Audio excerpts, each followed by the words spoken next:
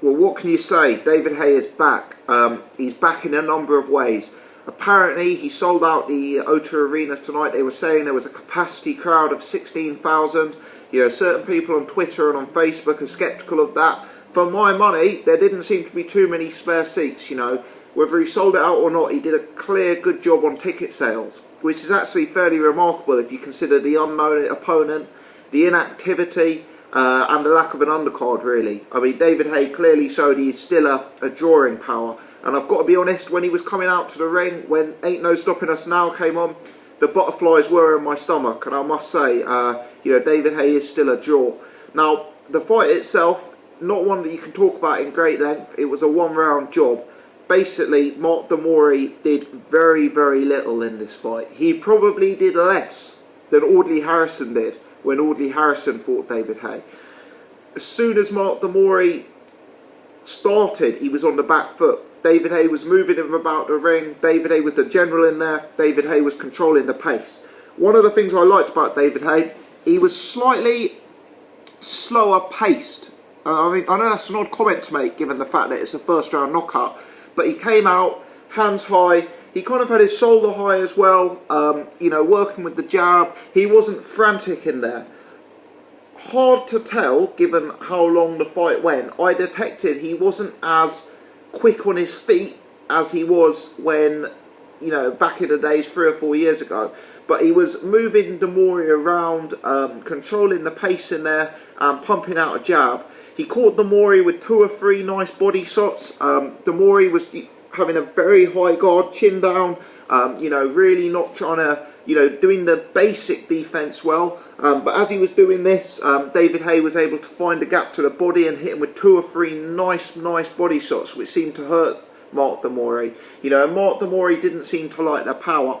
David Haye clearly, I mean, I know Mark Mori isn't the most tested opponent. I know he probably doesn't have the world's best punch resistance, but clearly David Haye was punching very hard in there because Mark Mori was not liking it. And after about 2 minutes of the round, Mark Mori was left up against the ropes, hands high, chin down, seemingly out of ideas. And David Haye waited. He was cautious. You know, he didn't overly commit. He waited. Mori threw out a very slow, sloppy jab. You know, very slow. And David Haye counterpunched very well. His timing was there. The accuracy was there. And the difference in speed, whilst I'm not convinced David Haye still has the speed he had when he was fighting 3 or 4 years ago, the difference in the speed was obvious. David Haye sort of leans back, evaded the slow jab from Mori, hits him with a big overhand right. And one thing we know about David Haye is he's a very good finisher. As soon as he hit Mori with that punch, the fight was over. You know, Mori kind of sapped. Haye comes in, throws a right, throws a nice left uppercut, and the left uppercut finishes the job. Whether it's the right overhand right or the left uppercut that really did the damage, I don't know. I suspect it was probably the overhand right. But Mori was down. He was down on the canvas for a good 2 or 3 minutes. I waited, to be honest, I waited to check that he was alive before filming this post-fight video. But he got up to his feet. He was on the oxygen. He seems to be okay 5 minutes afterwards.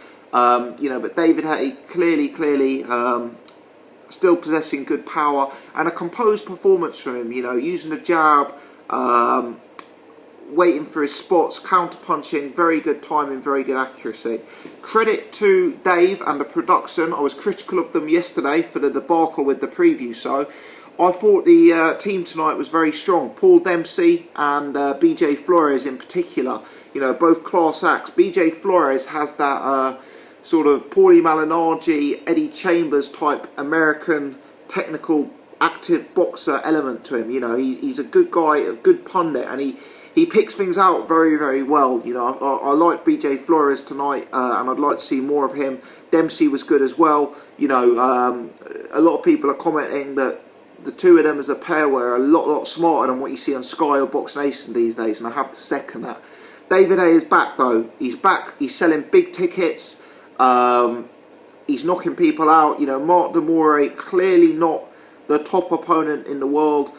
Clearly there's a limit to how much we can learn tonight, given the fact that this was a one round job. But David Haye has shown that whatever he's shown that he has got something left. And it'd be fascinating to see where he goes from here.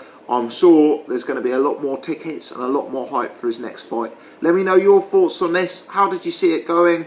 Were you surprised how quick? And what did you make of the new David Haye? Many thanks for watching.